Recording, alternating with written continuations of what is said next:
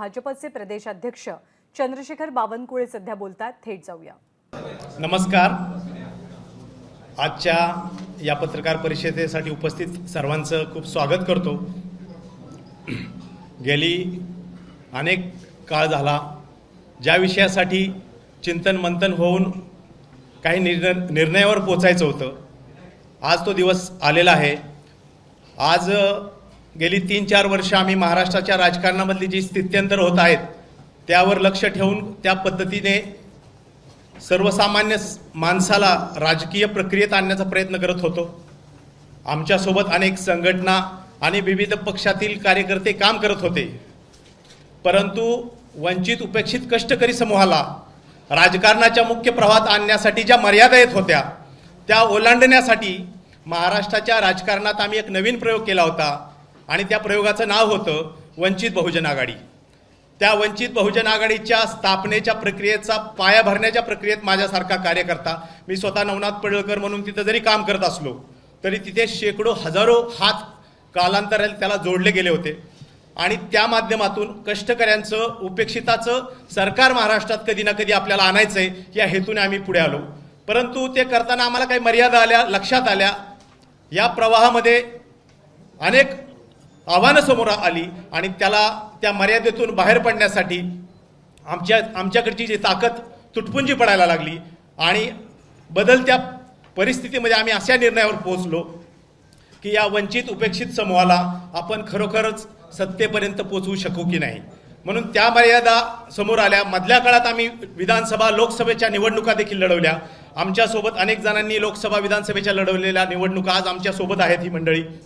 तर हे करताना याला वंचिताला सत्तेत कसं न्यायचं आणि ते जर आपण करू शकत नसेल आणि केवळ आपण आश्वासनं देऊन कार्यकर्त्याला किती काळ जगवणार, म्हणून केवळ आश्वासनावर कार्यकर्ता आणि जनता जगत नाही, त्याला हातामध्ये ठोस पडावं लागतं आणि ते देण्यात जर आपण सक्षम नसू तर आपण थांबलं पाहिजे किंवा मार्ग बदलला पाहिजे. दोनच मार्ग होते. आम्ही थांबून प्रयत्न केला, पण बदलत्या परिस्थितीत थांबून पण चालत नाही, कारण तुमच्या मागे हजारो लोकांचे विचार जुळलेले असतात, प्रश्न जुळलेले असतात. मग आम्ही असा निर्णयावर पोहोचलो की ज्या वंचित समूहाला सत्तेपर्यंत नेण्याचे मार्ग 2 आहेत. एक तर स्वतः सत्ता संपादन करा, म्हणजे स्वतः सत्ता खेचून आणा. आता आम्ही तो प्रयत्न करून पाहिला, परंतु वंचित त्याच्या शक्तीनुसार संपादन करू शकत नाही, खेचून आणू शकत नाही. हे ज्यावेळी लक्षात आलं त्यावेळी दुसरा मार्ग राहतो की जर सत्ता तुमच्या घरात आणता येत नसेल तर तुम्ही सत्तेच्या दिशेने पावलं टाका, म्हणजे सत्तेच्या घरात तुम्हाला जावं लागेल, त्याच वेळी तुम्ही तुमच्या समूहाला न्याय देऊ शकाल. आणि म्हणून आम्ही अशा निर्णयावर पोहोचलो. पण हे करताना आम्ही महाराष्ट्राच्या अनेक पक्षांचा पर्याय आमच्यासमोर होता. सर्व पक्षाचा विचार केला. काँग्रेस राष्ट्रवादीचा अनुभव गेली 60-70 वर्ष महाराष्ट्रातल्या वंचित उपेक्षिताला होताच, त्यामुळे तो पर्याय तात्काळ मागे पडला. राहिला सेना भाजपा, तर सेनेमध्ये 2 पर्याय होते आणि भाजपा. वंचित समूह हा केवळ महाराष्ट्रापुरता मर्यादित नाही, हा देशव्यापी समाज आहे आणि या समाजाला देशाच्या आणि राज्याच्या राजकारणात न्याय द्यायचा असेल तर भारतीय जनता पक्ष हा राष्ट्रीय पक्ष वाटला.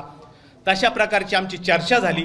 माननीय राज्याचं नेतृत्व माननीय देवेंद्रजी फडणवीस साहेब यांच्याशी आणि महाराष्ट्राचं एक बुलंद आवाज असा नेतृत्व म्हणून आज अध्यक्षपदी काम करणारे माननीय चंद्रशेखरजी बावनकुळे साहेब यांच्याशी आमचा संवाद झाला. अनेक बैठका झाल्या आणि त्याच्यातून स्पष्ट जाणवलं की यांची भावना अगदी स्पष्ट आहे.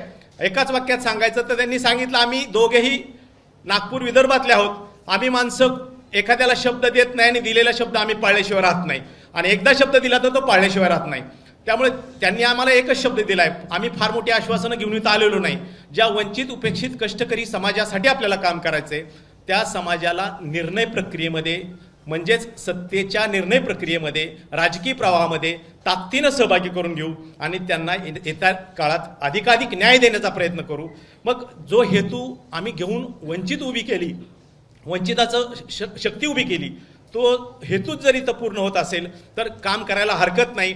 आणि तशा प्रकारचं चित्र महाराष्ट्रात आपण पाहतोय की महाराष्ट्रात आज प्रदेशाध्यक्षपदी बावनकुळे साहेबांसारखा चेहरा जो कष्टकरी सामान्य कुटुंबातून आला आणि सर्वात महत्त्वाचा वंचितचा अजेंडा होता, सर्वात महत्त्वाचा अजेंडा होता की प्रस्थापित घराणेशाहीचा अंत करायचा. त्यामुळे आम्ही महाराष्ट्रात वंचित उभी केली होती.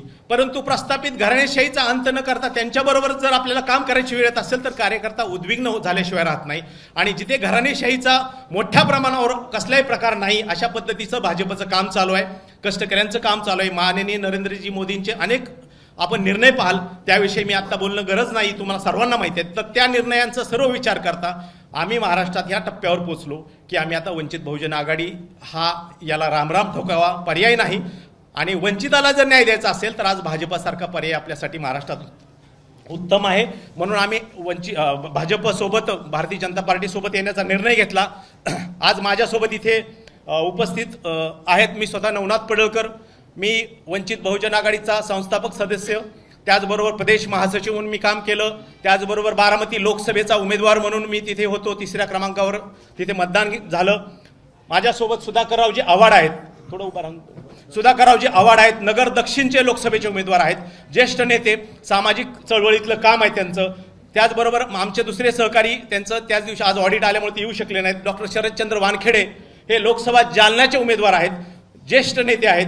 ते देखील तिथे लाखाहून अधिक मतांनी तिथे घेऊन लढलेले होते. त्याचबरोबर आमचे संजयजी भोसले जे लोकसभा मुंबईमधून दक्षिण मध्यमधून लोकसभा लढवलेली होती आमच्या पक्षाच्या वतीनं. त्याचबरोबर आमचे राहुलजी ओवाळ आहेत जे शिरूर लोकसभेचे उमेदवार होते. हे एक दोघं जण आमच्या इथं पोहोचू शकले नाहीत अजून. त्याचबरोबर प्रकाशजी राठोड आहेत माझ्यासोबत इथं, जे बंजारा क्रांती दलाच्या माध्यमातून महाराष्ट्राचं प्रदेशाध्यक्ष म्हणून काम पाहतात आणि अतिशय ओबीसी भटक्या विमुक्ताच्या चळवळीचं नेतृत्व आहे. त्याचबरोबर बापूसाहेब ताजने आमच्यासोबत आहेत जे विधानसभेचे उमेदवार आहेत. शशिकांतजी मतकर आहेत जे देखील विधानसभेचे उमेदवार आहेत नेवास्यामधून. बापूसाहेब ताजने संगमनेरचे विधानसभेचे आहेत. दीपकजी पथवे आमचे अकोले नगर जिल्ह्यातला विधानसभेचे उमेदवार आहेत. अशोकजी कोळेकर आमच्यासोबत आहेत जे नगर आणि उत्तर महाराष्ट्राच्या पूर्ण पट्ट्यामध्ये संघटक म्हणून मोठ्या प्रमाणावर काम करतात. शेखरजी बंगाळे आहेत जे आमचे सोलापूर जिल्ह्याचे संघटक म्हणून पाहतात. अनिलजी गोयेकर जे महाराष्ट्र विकास आघाडीचं मराठवाड्याचं संघटन मोठ्या प्रमाणावर बांधण्याचं काम, महाराष्ट्र विकास आघाडी म्हणजे आमचाच एक सहकारी घटक पक्ष होता. सूरजजी रणदिवे आमचं प्रसारमाध्यम मीडियाचं काम पाहतात. त्याचबरोबर ते प्रदेश लेवलला देखील युवकांमध्ये काम करतात. गजाननजी देवका ते नांदेड जिल्ह्यातलं संघटन पाहतात आणि गणेशजी कुंभार सातारा जिल्ह्याचं संघटन पाहतात. अशा पद्धतीनं आमची सर्व टीम आहे. ही सुरुवात आहे. कुठल्याही गोष्टीची सुरुवात थोडी हळू झाली तर त्याला गती प्राप्त होते. पहिल्याच घासात सर्व गोष्टी होत नाहीत. तर ही वेळेच्या अभावी आम्हाला जेवढे शक्य तेवढे आमच्या सोबत आहेत. निश्चितपणे माननीय बावनकुळे साहेबांना मी विनंती करेल की आपण पुढील मार्गदर्शन करावे.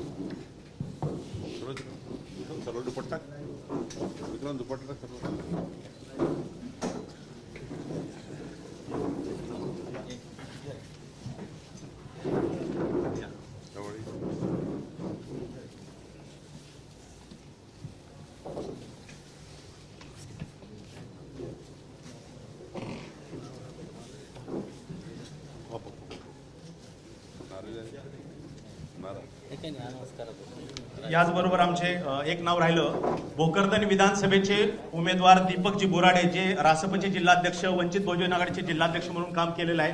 ते देखील आज आजच्या प्रवेशामध्ये सहभागी आहेत. त्यांचं देखील स्वागत करतो. त्याचबरोबर वाई खंडाळा महाबळेश्वर विधानसभेचे उमेदवार रामदासजी महानवर यांचं देखील आज पक्षप्रवेश होतो आहे. त्यांचं देखील स्वागत करतो. बाबासाहेब अल्लाट हे नेवासा आणि नगर जिल्ह्यामध्ये संघटनात्मक काम करतात. जिल्हाभर एक भटक्या विमुक्त ओबीसी आणि उपेक्षित मागासवर्गीय समूहाच्या प्रत्येक न्याय लढ्यामध्ये उपस्थित असतात. ते देखील सहभागी. आणि त्यांनी आज नवनाथ पडळकर यांनी सर्वच आपल्यासमोर नवनाथ पडळकर यांनी प्रत्येकाचा परिचय करून दिला. खरं तर मी अनेक दिवसापासून नवनाथ पडळकर आणि संपूर्ण टीम यांच्यासोबत माझी चर्चा सुरू होती. मागच्या 3 महिन्यापासून माननीय राज्याचे नेते देवेंद्र फडणवीसजी यांनी सुद्धा आपल्या नवनाथ पडळकर आणि संपूर्ण पदाधिकाऱ्यांची बैठक घेतली, मी बैठक घेतली आणि आज शेवटी नवनाथ पडळकर आणि संपूर्ण पदाधिकाऱ्यांचा भारतीय जनता पक्षामध्ये पक्षप्रवेश झाला आहे. मी या ठिकाणी नवनाथ पडळकरजी, सुधाकर आव्हाडेजी, शरदचंद्र वानखेडेजी, संजय भोसलेजी, राहुल ओवळजी, प्रकाश राठोडजी, बापूसाहेब ताजने, शशिकांत मतकर, दीपक पथवे, दीपक बोराडे, रामदास महानवर आणि या ठिकाणी उपस्थित अनिल कोळेकर, शेखर बंगाळे, अनिल गोयेकर, सूरज रणदिवे, गजानन देवकाते आणि गणेश कुंभार आणि जे कार्यकर्ते या ठिकाणी बाहेर उभे आहेत मोठ्या प्रमाणावर, त्यांचंही भारतीय जनता पक्षामध्ये स्वागत करतो आहे. नवनाथ पडळकर आणि संपूर्ण पदाधिकाऱ्यांनी केवळ आणि केवळ ओबीसी व्हीजेएनटी या राज्यातल्या 12 बलुतेदार 18 पगड जातींना, मागासवर्गीय आदिवासी भागातल्या जनतेला महामानव डॉक्टर बाबासाहेब आंबेडकर यांचा विचार आणि त्या विचारावर काम करणाऱ्या सर्व सामाजिक कार्यकर्त्यांना आज भारतीय जनता पक्षामध्ये त्यांनी आज प्रवेश केला. मी सर्वांचं अभिनंदन करतो आणि आश्वस्त करतो की नवनाथ पडळकरजी आणि संपूर्ण पदाधिकारी भारतीय जनता पक्षामध्ये त्यांचं जो सन्मान आहे, जो मान आहे आणि सोबतच त्यांच्या ज्या अपेक्षा आहेत, व्यक्तिगत अपेक्षा काही नाही, समाजाच्या शेवटच्या व्यक्तीचा विकास व्हावा हा त्यांचा मुख्य उद्देश आहे. तो निश्चितपणे माननीय एकनाथ शिंदेजी, देवेंद्र फडणवीसचं सरकार हे पूर्ण करेलच. पक्ष म्हणून त्यांच्या ज्या अपेक्षा आहे की पक्षाने आमचे प्रश्न सोडवले पाहिजे, त्याही अपेक्षा निश्चितपणे पूर्ण होतील. खरं तर नवनाथ पडळकर अत्यंत आणि त्यांची टीम प्रभावीपणे काम करणारी, समाजामध्ये काम करणारी टीम आहे आणि आज त्यांनी योग्य निर्णय घेतला आणि भारतीय जनता पक्षाला बळ दिलं. मी सुद्धा पक्षातर्फे त्यांचा सन्मान राहील ही काळजी घेणार आहे आणि मी नवनाथजीला सांगणार आहे की महाराष्ट्रातला जो वंचित घटक आहे, अजूनही सत्तेपासून दूर आहे, अजूनही सत्तेच्या प्रवाहात नाही आहे, अशा सर्व पदाधिकाऱ्यांना, कार्यकर्त्यांना, समाजाला, जनतेला भारतीय जनता पक्षात आणण्याकरता ते प्रवास करतील आणि महाराष्ट्रभर प्रवास करून ते पक्षामध्ये संघटनाही मजबूत करतील आणि सरकारच्या माध्यमातून जनतेलाही त्या ठिकाणी विकासाचा जो गरीब कल्याणाचा अजेंडा आहे, माननीय नरेंद्र मोदींच्या नेतृत्वात केंद्र सरकारचा अजेंडा जो आहे गरीब कल्याणाचा, मध्यमवर्गीयाच्या कल्याणाचा, तो अजेंडा ते राबवतील अशी अपेक्षा त्यांच्याकडनं व्यक्त करतो आणि पुन्हा एकदा सर्वांचं अभिनंदन करतो. काही वेळापूर्वीच काँग्रेसचे नेते बाळासाहेब थोरात यांनी विधिमंडळ गटनेतेपदाचा राजीनामा दिलेला आहे. काँग्रेसच्या एका मोठ्या नेत्याने हा राजीनामा दिलेला आहे. याकडे तुम्ही नेमकं कसं पाहता? भाजपच्या संदर्भात काय प्रतिक्रिया? बाळासाहेब थोरातसारखे ज्येष्ठ नेते ज्यांनी 9 वेळा विधानमंडळामध्ये आपलं प्रतिनिधित्व केलं आहे, प्रदेश अध्यक्ष म्हणून त्यांनी उत्तम काम केलं. काँग्रेसच्या जळणघडणीमध्ये काँग्रेसचा विचार हा सर्वदूर पोहोचवण्याकरता बाळासाहेब थोरातांनी काम केलं. तुम्ही मला सांगताय त्यांनी राजीनामा दिला, मला माहिती नाही आहे, त्याचा तो अंतर्गत प्रश्न आहे. पण बाळासाहेब थोरातासारखे लोक जर दुखावत असतील तर मग काँग्रेस पक्षाला आत्मचिंतन करण्याची गरज आहे. मी पूर्वी सांगितलं होतं की भारत जोडो यात्रेच्या वेळी मोठ्या प्रमाणावर काँग्रेसचे अनेक कार्यकर्ते, जिल्हा परिषद, नगरसेवक लेवलचे कार्यकर्ते, 1,500 कार्यकर्त्यांनी भाजपात प्रवेश घेतला होता आणि आजही पक्षप्रवेश चालू आहे. खरं तर काँग्रेस हे डुबतं जहाज आहे आणि त्या जहाजामध्ये कुणी बसायला तयार नाही आहे. आणि ज्या पद्धतीने चर्चा सुरू आहे, मी बघितलं सोशल मीडियाच्या माध्यमातून, मला वाटतं की बाळासाहेब थोरातसारखे कार्यकर्ते नाराज होत असतील त्यांनी आत्मचिंतन केलं पाहिजे. बाळासाहेब थोरातांचे भाचे सत्यजित तांबे यांना अफजलपूरची निवडणुकीमध्ये उमेदवारी दाखवली होती. त्यांनी नाराजगीने त्यानंतर भाजपने त्यांना आंदोलन पाठिंबा दिला. पक्षाने त्यांची पक्षात हाकलपट्टी केली.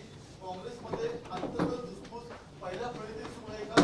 काँग्रेसमधले काही बडे नेते भाजपाच्या संपर्कात आहेत का? थेट प्रश्न, काँग्रेसमधले बडे नेते भाजपाच्या संपर्कात आहेत का? काँग्रेसमध्ये धुसफूस सुरू आहे का?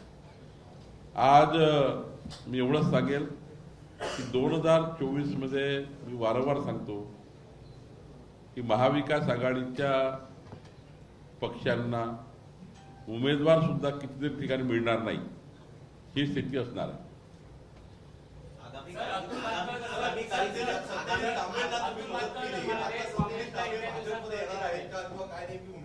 सत्यजित तांबेंनी मला कुठेही भाजपमध्ये येण्याबद्दलचा प्रस्ताव दिला नाही, ना माझी चर्चा सत्यजित तांबेशी झाली. सत्यजित तांबे अपक्ष उमेदवार होते. एक युवा कार्यकर्ता जर महाराष्ट्राच्या विधानमंडळात येत असेल तर मग पक्ष नेतृत्वाने निर्णय घेतला की स्थानिक लेवलला सत्यजित तांबेंना मदत करून विधान परिषदेमध्ये त्यांना मदत केली पाहिजे. आणि स्थानिक लेवलला आमच्या सर्व नेत्यांनी, सर्व मंत्री, आमदार, खासदार, उत्तर महाराष्ट्रातल्या सर्व टीमने सत्यजित तांबेंना स्थानिक लेवलला मदत केली आहे आणि त्यामुळं त्यांना स्थानिक लेवलला मदत केली आहे. आता सत्यजित तांबेंना आम्ही काही ऑफर दिली नाहीये, बट सत्यजित तांबेला जर असं वाटतं आहे की कधी वाटलं की भारतीय जनता पक्षामध्ये त्यांना प्रवेश करायचा असेल, त्यांना वाटलं तर भारतीय जनता पक्ष हा केव्हाही कधीही त्यांना प्रवेश देईल. आमचे दरवाजे हे उघडे आहे. आमचा पक्ष आहे. आमच्या पक्षात कोणी येत असेल, भारतीय जनता पक्षात कोणी येत असेल तर त्याला दरवाजे उघडे आहेत.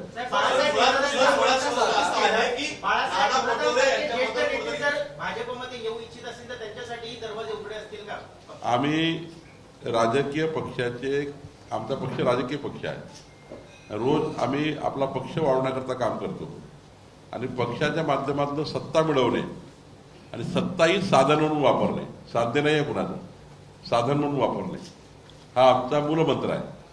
बाळासाहेब थोरात असो की अजून कोणी असो, कुठलंही नेतृत्व असो, मी एवढंच सांगितलं की बाळासाहेब थोरातांना जे मी व्यक्तिगत ओळखतो, त्यांच्या रक्तामध्ये काँग्रेस, त्यांच्या आयुष्यामध्ये त्यांनी कधीही कॉम्प्रोमाइज केलं नाही. 9 वेळा महाराष्ट्राच्या विधानमंडळात त्यांनी प्रतिनिधित्व केलं, प्रदेश अध्यक्ष म्हणून उत्तम काम केलं आणि महाराष्ट्रात आपला काँग्रेस पक्ष वाढवण्याकरता त्यांनी खूप मोठं काम उभं केलं. अशा वेळी सहकार क्षेत्रात त्यांचं मोठं काम, उत्तर महाराष्ट्रात स्वतःचं त्यांचं मोठं काम, त्यामुळं अशा नेतृत्वाला नाराजी येतं पक्षामध्ये काम करताना. जर माझ्याबद्दल कुणाला नाराजी येत असेल माझ्या पक्षामध्ये तर मला आत्मचिंतन करावं लागणार आहे की माझी जबाबदारी आत्मचिंतन करायची. कारण जर माझ्या पक्षातलं कोणी सिनियर लिडरशिप, माझ्या पक्षातलं कोणी बाळासाहेब थोरात एवढी उंची असलेला नेता माझ्यामुळे नाराज असेल तर मला माझ्याकरता ते चांगलं नाही आहे. मी नक्की त्याचं आत्मचिंतन करील, त्यांच्याकडे वारंवार जाईल, त्यांच्याशी बोलेल. माझ्यामुळं माझ्या एका कृतीमुळं त्यांच्या मनात वाईट आलं, पक्षाच्या एखाद्या कार्यकर्त्या मनात, तर माझी जबाबदारी त्याच्याकडे जाऊन येणे. मला वाटतं की हे राज्याच्या अध्यक्षाची जबाबदारी आहे, कोण नाराज आहे कोण नाही आहे हा त्यांचा अंतर्गत पक्ष आहे, प्रश्न आहे, मी त्यांनी सांगितलं. पण राज्याचा अध्यक्ष म्हणून माझ्याबद्दल जर कोणी माझ्या पक्षात नाराज असेल तर मी त्या मिनिटाला त्याच्याकडे जाईल आणि त्यांच्याशी बोलेल. पण बाळासाहेब थोरात जर नाराज आहेत हे जर तुम्ही सांगतायत तर हा काँग्रेससाठी मोठा आत्मचिंतनाचा विषय आहे.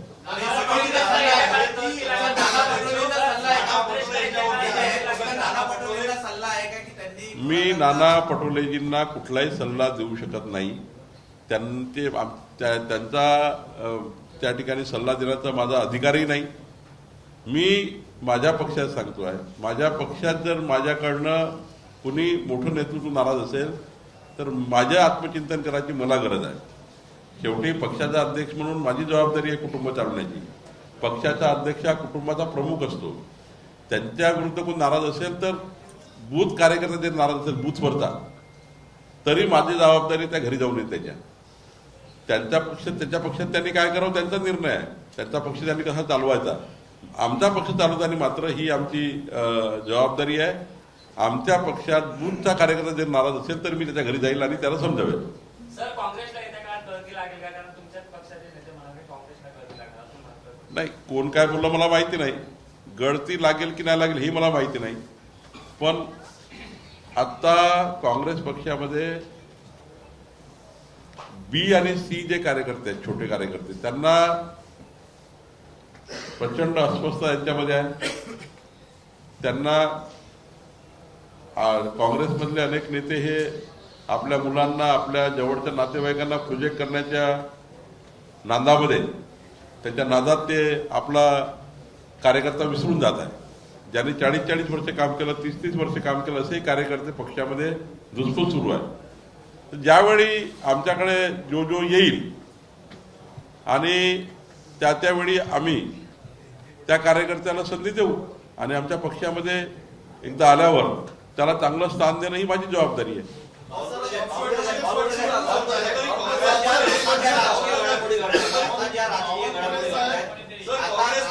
राजकीय घडामोडी घडतायत तो पॉलिटिकल कार्यक्रमाचा भाग आहे का किंवा रणनीती आहे का? आमची काही रणनीती नाही. माझा बाळासाहेबांशी किंवा सत्यजित तांबे किंवा या मुवमेंटशी आमचा काही संबंध नाही. हा त्यांच्या पक्षातला अंतर्गत प्रश्न सुरू आहे. पण भारतीय जनता पार्टीकडे कोणी उद्या जर पक्षामध्ये येण्याकरता कुणी तयार असेल तर पक्ष हा सर्वांचं स्वागत करतं. कारण आमचा सर्वव्यापी सर्वस्पर्शी पक्ष आहे. माननीय पंतप्रधान मोदींच्या नेतृत्वामध्ये या देशामध्ये, देवेंद्रजींच्या नेतृत्वामध्ये महाराष्ट्रामध्ये पक्षावर अनेक कार्यकर्त्यांची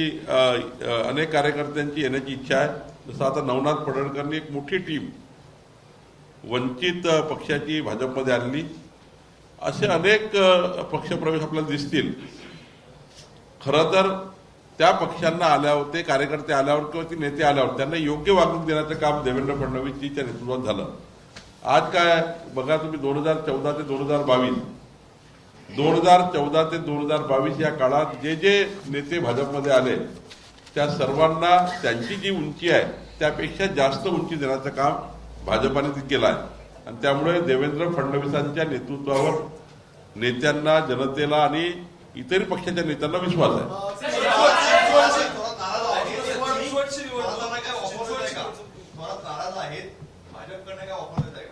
आम्ही कुठलेही ऑफर देणार नाही. आम्ही कुठलंही कारण बाळासाहेब थोरात एवढे काही लहान नेते नाही आहे की त्यांना भाजपने ऑफर दिली तर ते काही निर्णय करतील.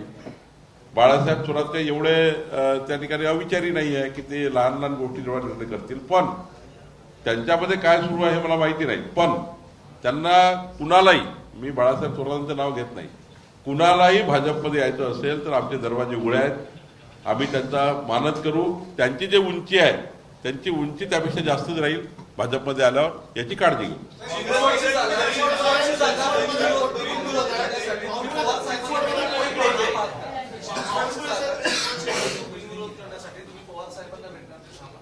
नाही, मी कालही बोललो, आताही बोलतो आहे.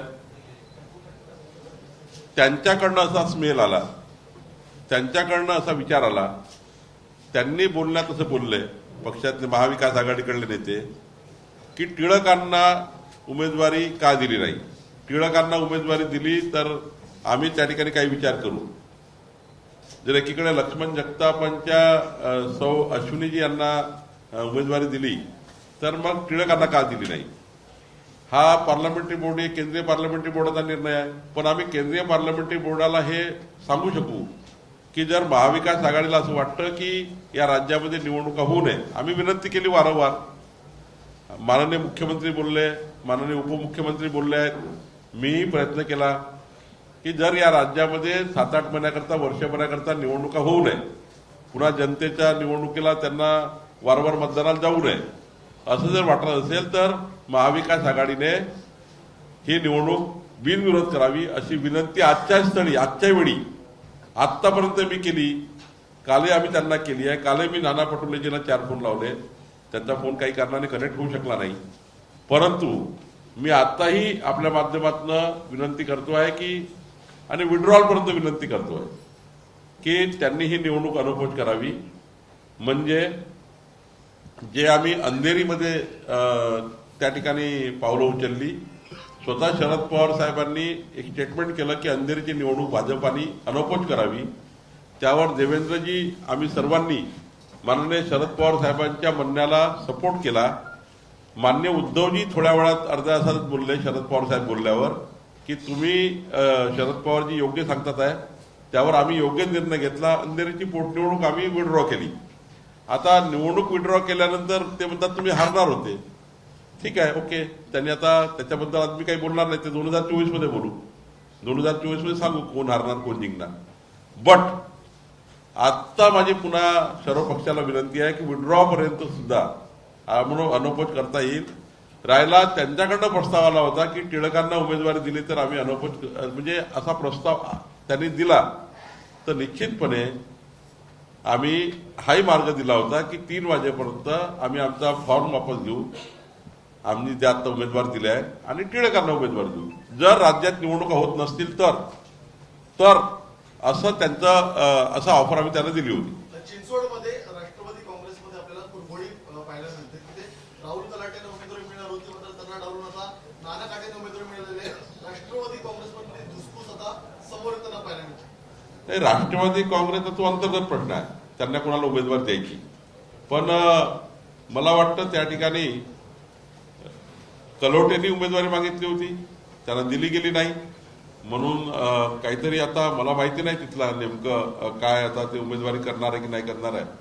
पण आमच्या पक्षात मात्र चिंचवडमध्ये आणि कसब्यामध्ये एकदा पक्षाचा निर्णय झाल्यावर कोणीही त्या ठिकाणी अपक्ष किंवा विरोधात फॉर्म भरला नाही. किंवा काल मी स्वतः जे कपोलकल्पित बातम्या सुरू होत्या प्रेसच्या माध्यमातून, कोणीतरी कपोलकल्पित बातम्या केल्या की टिळक नाराज आहे. मी स्वतः आणि कुणाल टिळकनी प्रेस घेतली, शैलेशजी होते. त्यांनी सांगितलं की पूर्ण वेळ रासने यांच्या प्रचाराकरता मी काम करणार आहे. त्यांनी बैठकी सुरू केल्या. काल रात्री बैठकी टिळकांनी घेतल्या. भारतीय जनता पक्षात एकदा निर्णय झाल्यावर कोणीही त्या ठिकाणी आमच्याकडे विचारही करत नाही की आम्ही बंडखोरी करायचा की विरोधात जायचं. आता राष्ट्रवादी काँग्रेसमध्ये काय मला माहिती नाही. उमेदवारी दिल्यामुळे तुम्हाला सोपी झाली का काय? निवडणूक तुम्हाला सोपी झाली का राष्ट्रवादी उमेदवार? नाही, मला सोपी झाली कठीण आहे हे तर जनता ठरवेल. शेवटी जनतेने निर्णय घ्यायचा आहे. पण मला वाटतं स्वर्गीय लक्ष्मणराव जगतापांचं जे काम आहे, काल मला अभिमान वाटतो की माझ्याही आयुष्यात मी इतक्या निवडणुका लढलो, 7 निवडणुका. प्रत्येक घरातनं एक व्यक्ती कालच्या श्रीमती अश्विनी जगताप यांच्या उमेदवाराला समर्थन देण्याकरता स्वतः न बोलवता, म्हणजे काल तर मला अभिमान वाटतो माझ्या आयुष्यात माझ्याही निवडणुकीमध्ये इतकं मोठं जनसमर्थन नाही बघितलं. निवडणुकीचा फॉर्म भरण्याकरता प्रत्येक घरातला एक व्यक्ती यावा हे तर पहिल्यांदा घडलं आहे. आणि लक्ष्मण जगतापाला सलामत आहे. स्वर्गीय लक्ष्मण जगतापाला त्यांनी एवढं काम उभं केलं की काल खूप प्रचंड म्हणजे न बोलण्या येणारी गर्दी, इतकी गर्दी काल होती. आणि त्यामुळे मला वाटतं तो विजय निश्चित होईल. कसब्यामध्येही विजय निश्चित होईल. आदित्य ठाकरेंची प्रतिक्रिया आलेली आहे. अमित मल्लिक रिफायनरी कंपनीवरती विदर्भामध्ये प्रोजेक्ट आणणार होती, मात्र तो प्रोजेक्ट आता मध्यप्रदेशमध्ये चालला आहे. टाटा एअरबस प्रकल्प गुजरातमध्ये गेला. तिथली राजकीय परिस्थिती अस्थिरता आहे, प्रकल्प बाहेर जातात असं आदित्य ठाकरे म्हणतात. ही सकाळी झोपून उठल्यावर स्क्रिप्ट तयार करतात, तेच बोलतात. त्यांना काही माहिती नाही आहे. खरं तर 2.5 वर्ष सत्तेच्या गुंगीमध्ये त्यांनी काही केलं नाही. देवेंद्रजी एकनाथजी 18 तास काम करून त्या ठिकाणी राज्याला पुढे नेतात आहे, एक प्रकल्प आणतात आहे. केवळ या राज्यामध्ये निगेटिव्ह नरेटिव्ह सेट करण्याकरता असे प्रकारचे सकाळी लिहिलेली स्क्रिप्ट दिवसभर वाचतात. आज मुख्यमंत्री एकंदरी शक्ती प्रदर्शन म्हणायचं का? आणि आदित्य ठाकरे यांनी सुद्धा एक मोठं आव्हान दिलं होतं. काही शक्ती प्रदर्शन वगैरे करायची भाजपला किंवा एकनाथजीला मला वाटते गरज नाही. आज एकनाथजी आणि देवेंद्रजी दोघंही समाजाच्या शेवटच्या व्यक्तीकरता आणि महाराष्ट्र क्रमांक 1 करण्याकरता काम करतात आहे. दोघांना शक्ती प्रदर्शन करायची आज गरज नाही आहे.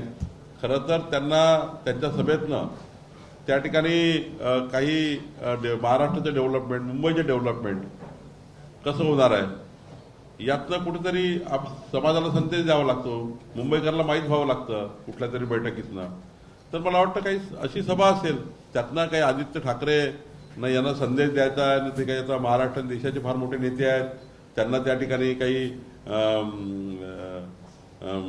त्यातून थ्रेट द्यायचा आहे. मला वाटतं देवेंद्रजी एकनाथजी असे कधी करणार नाही. विधानसभेच्या निवडणुकीच्या खरं तर 1.5 वर्षापेक्षा जास्त कालावधी आहे, परंतु तुम्ही 7 ते 8 महिन्यांचा उल्लेख करता. नक्की याचा अर्थ काय समजा? नाही, मी जे सांगतोय ते आता उद्या महानगरपालिका निवडणुका लागल्या, 1.5 महिने गेले, जिल्हा परिषद लागणार, नगरपालिका लागणार, 3-4 महिने आचारसंहिता जातील. फरवरीमध्ये लोकसभेच्या निवडणुकीची आचारसंहिता सुरू होईल, 3 महिने त्यात जातील. पण 3-6 महिने गेल्यावर आला किती वेळ? 7-8 महिन्याची वेळ मिळतो आमदारांना. आज कुणी जर विधानसभेत आलं तर त्यांना वेळ किती मिळणार आहे? त्यांच्या ऍक्च्युअल वर्किंगला 6 महिनेच मिळणार आहे. पूर्ण जर आता हा निवडणुकीचा काळ डोक्यावर घेतला तर, विचार केला तर मला वाटतं, म्हणून मी 7-8 महिने म्हणतोय की 3 महिने नगरपालिका, महानगरपालिका, जिल्हा परिषदा, मग 3 महिने लोकसभा, मग पावसाळा, मग दिवाळी, दसरा, हा सर्व काळ काढला तर 5-7 महिने 8 महिने मिळणार आहे. आदित्य ठाकरे आता म्हणतात की त्यांनी निवडणूक लढतील कारण का बरळीमध्ये ज्या पद्धतीने नेते जाऊन सभा वगैरे घेतात. ते राष्ट्रीय नेते आहेत, ते बिहारमध्ये लढतील. सर, हिंदी में जानना चाहेंगे, बालासाहेब थोराट ने आज कांग्रेस विधिमंडल से इस्तीफा भेज दिया है मल्लिकार्जुन खड़गे के पास. क्या कहना चाहेंगे सर इस पूरे प्रकरण में, और क्या भाजपा की तरफ से उन्हें अप्रोच किया जाएगा पार्टी में शामिल करने को लेकर?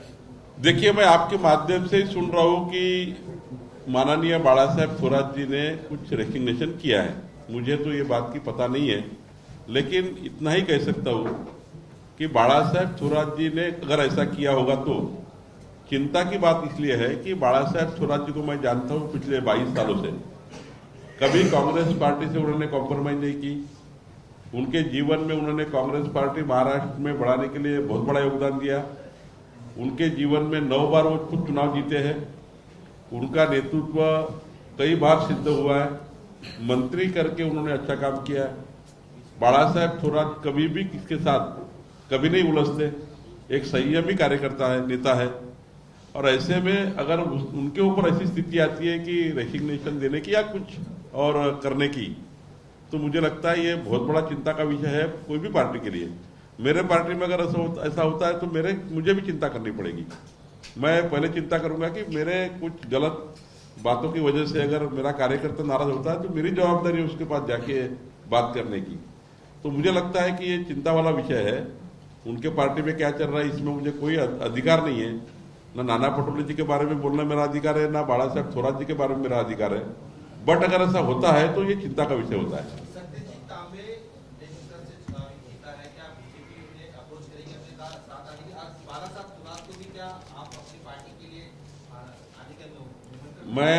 हम ना सत्यजीत तांबे को कुछ ऑफर किया है, हमने ना बालासाहेब थोराट जी को कुछ ऑफर किया है. ये तो नई बात आई है सामने. लेकिन भारतीय जनता पार्टी एक विचारधारा से चलने वाली पार्टी है. इस विचारधारा को मानने वाला कोई भी व्यक्ति, अगर भारतीय साथ नवनाथ पटोले जी सारे उम्मीदवार जितने वंचित के थे, 8 उम्मीदवार, 2 विधानसभा के, 5 लोकसभा के, ये नवनाथ पटोले जी या वंचित को छोड़ के आए, तो इस प्रकार से अगर कोई विचारधारा को छोड़ के आता है तो कोई भी नेता का, कोई भी कार्यकर्ता का भारतीय जनता पार्टी में पूरी तरह से स्वागत है. और मैं आश्वस्त करता हूं कि जो भी नेता पार्टी में आता है या जो भी कार्यकर्ता आता है उसकी जो अभी हाइट है उससे भी हम उसको मदद करने का प्रयास करते हैं. इसलिए 2014 से 2022 तक जितने भी नेता पार्टी में आए, माननीय देवेंद्र जी ने जो वहाँ पर काम किया। देवेंद्र जी के नेतृत्व में कोई भी कार्यकर्ताओं को अन्याय नहीं हुआ। हमारे पार्टी में आए हुए सारे कार्यकर्ताओं को हमने अलग अलग स्थानों पे उनको मजबूत करने का प्रयास किया। राज्य में देवेंद्र जी के नेतृत्व पे जनता को विश्वास है, बाकी पार्टियों को भी विश्वास है देवेंद्र जी के नेतृत्व का। और माननीय मोदी जी के नेतृत्व में देश में पूरा, आज आपने देखा होगा कि पूरे देश में माननीय मोदी जी के नेतृत्व में कई निर्णय हो रहे हैं। तो एक तरफ मोदी जी का नेतृत्व, दूसरी तरफ देवेंद्र जी का नेतृत्व, इसमें जनता को और अनेक कार्यकर्ताओं को लगता है कि यहाँ पे हमें न्याय मिल सकता है। इसलिए जो जो प्रवेश होता है उसके लिए हम तैयार है। जो प्रवेश करेगा उसका हम आदर करेंगे। लगातार बीजेपी ये कोशिश कर रही है कि बिन विरोध चुनाव किए जाए, उपचुनाव, लेकिन वहीं हम देखते हैं महाविकास आघाड़ी ने दो उम्मीदवार खड़े कर दिए। क्या कहेंगे सर? देखिए, उनका वो अधिकार है चुनाव लड़ने का, लेकिन हम उनको आज भी विनती करते हैं।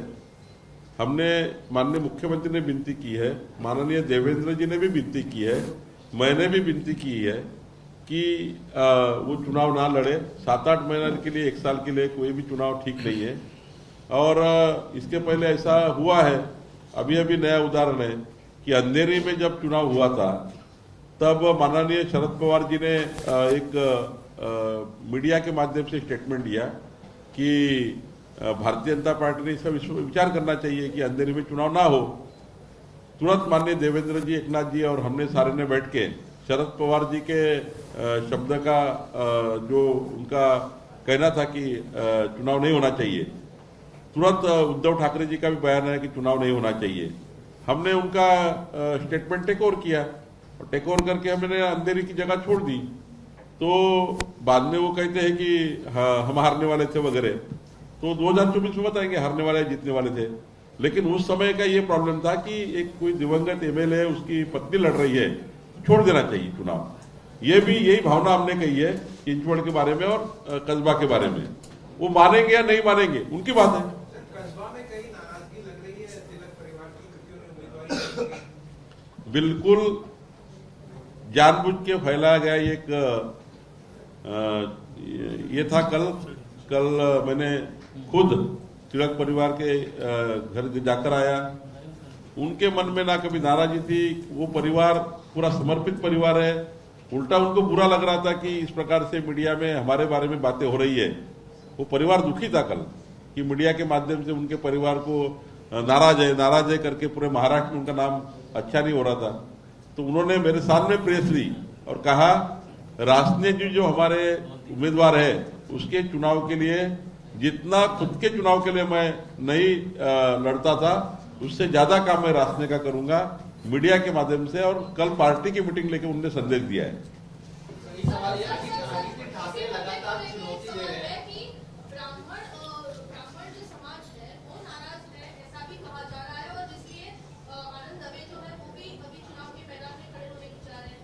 देखिए, चुनाव में किसको लड़ना है उसको मैं रोक नहीं सकता, ना आप रोक सकते हैं, उसका स्वतंत्र अधिकार है। लेकिन मैं बहुत जवाबदारी से कहता हूँ, कोई भी ऊना में ब्राह्मण समाज नाराज नहीं है। वहां पे जो बैनर लगाए गए, वो किसने बैनर लगाया वो मुझे मालूम है। हमें आज उसका खुलासा नहीं करना है, वक्त आए पे करेंगे। कोई भी ब्राह्मण समाज में ऐसी बात नहीं है। वहां पर माननीय बापट साहब नेतृत्व कर रहे हैं। एक एक्सीडेंट होकर एक घटना हुई है कि हमारी मुक्ताताई चली गई हमारे बीच में से, नहीं तो वही हमारी लीडर थी, वही हमारी लीडर थी हमारी पार्टी की। लेकिन घटना हो गई, इसका मतलब ऐसा नहीं कि कोई समाज पर अन्याय हुआ। मेरी 2 साल पहले मुझे कहा था कि चुनाव मत लड़िए। बाद में मुझे कहा संगठन का काम करिए। संगठन का काम करने के लिए मेरा प्रयास हुआ। आज मैं पार्टी का अध्यक्ष बनाया गया। कल मुझे विधान परिषद चुनाव की टिकट दी। ये देखिए कि ये कोई हमारे पार्टी में ऐसा होता नहीं है। हमारे पार्टी में क्लियर है कि जिसका नेतृत्व जहां जहां पे काम करने की आवश्यकता है या जहां नेतृत्व चाहिए वह पार्टी नेतृत्व देती है। और तिलक परिवार को भी एक बहुत ऊंचाई है पार्टी में, और वहां के सारे ब्राह्मण परिवार जो है वो भारतीय जनता पार्टी के साथ पहले से है। आज से नहीं, मेरा जन्म भी नहीं हुआ होगा तब से पार्टी में सक्रिय काम कर रहे हैं। तो ऐसे समाज के बारे में, ब्राह्मण समाज के बारे में और ब्राह्मण नेतृत्व के बारे में जिस प्रकार से वह बोर्ड लगाए गए वो गलत है। मैं ऐसा नहीं करना चाहिए समाज के बारे में और किसी नेतृत्व के बारे में। कल टिळक परिवार दुखी था इस विषय को लेकर, लेकिन कल उन्होंने घोषणा की रास्ते को चुन के लाने के लिए हम जितना खुद के लिए मुक्ताताई के लिए जितना काम हुआ था उससे ज्यादा काम करेंगे। सर, एक सवाल है, आदित्य ठाकरे लगातार सीएम साहब को चुनौती देते हैं, कभी वर्ली से चुनाव लड़ने का तो कभी थाने से लड़ने की बात करते हैं। किस तरह क्या है? मैं कहता हूं ना, वो राष्ट्रीय नेता बन गए हैं।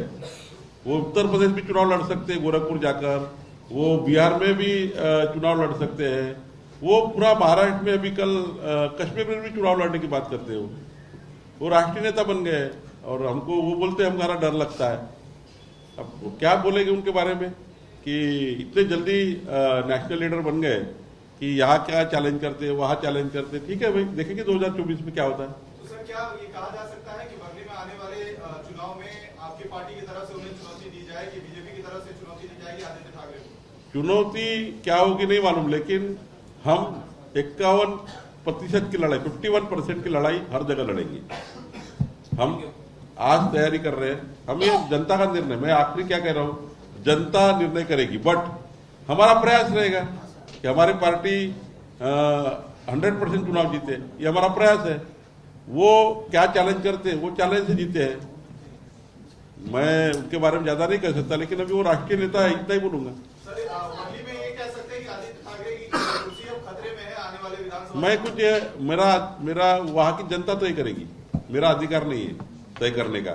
जनता किसको वोट देगी, किसको चुनाव जिताएगी, लेकिन जो वो कर रहे हैं, जिस प्रकार से उनका सवेरे 9 बजे जो चालू हो जाता है, सवेरे 9 बजे वो भूंगा चालू हो जाता है, वो रात भर चलता है, फिर सवेरे 9 बजे फिर चालू हो जाता है, फिर उनको हमको रिप्लाई देना पड़ता है। मैंने बार बार कहा ये बंद करिए। मेरी विनती उनको आपके माध्यम से ये बंद करिए। उल्टा ये बताइए, माननीय देवेंद्र जी, एकनाथ जी, महाराष्ट्र सरकार ने आज विदर्भ के लिए, मराठवाड़ा के लिए, मुंबई के लिए करना चाहिए। माननीय प्रधानमंत्री जी आते हैं, उनके बारे में वो अलग अलग टिप्पणियां करती है। प्रधानमंत्री जब आते हैं तो अपॉर्चुनिटी होती है महाराष्ट्र के विकास की, बात करनी चाहिए अपोजिशन ने। माननीय प्रधानमंत्री जी आप आए हैं तो मुंबई में 4 बातें करिए। अच्छा है अपोजिशन में ऐसी बात करना, उनका अधिकार है। वो कुछ नहीं हो रहा इस महाराष्ट्र में। अब ये सवेरे 9 बजे चालू हो जाता है, वो चलता है दिन भर, उसको रिप्लाई देना पड़ता है। मुझे लगता है ये महाराष्ट्र के लिए ठीक नहीं है। तो चैलेंज वैलेंज अभी नहीं करना चाहिए किसी को। वो चुनाव के समय देखेंगे जनता क्या करती है। सर, विपक्ष का कहना है कि आप उपचुनाव निर्विरोध कराना चाहते हैं क्योंकि आपको डर है कि पुणे और छिंदवाड़ा में जिस तरीके से महाविकास आघाड़ी का माहौल बना हुआ है एमएलसी इलेक्शन को लेकर, उसको देखकर आपके अंदर डर है, इस वजह से आप निर्विरोध कराना चाहते हैं। क्या कहेंगे भाई? चुनाव का रिजल्ट तो आएगा ना, उस समय बताएंगे। आज उनकी शक्ति वो लगा रहे, हमारी शक्ति हम लगा रहे हैं।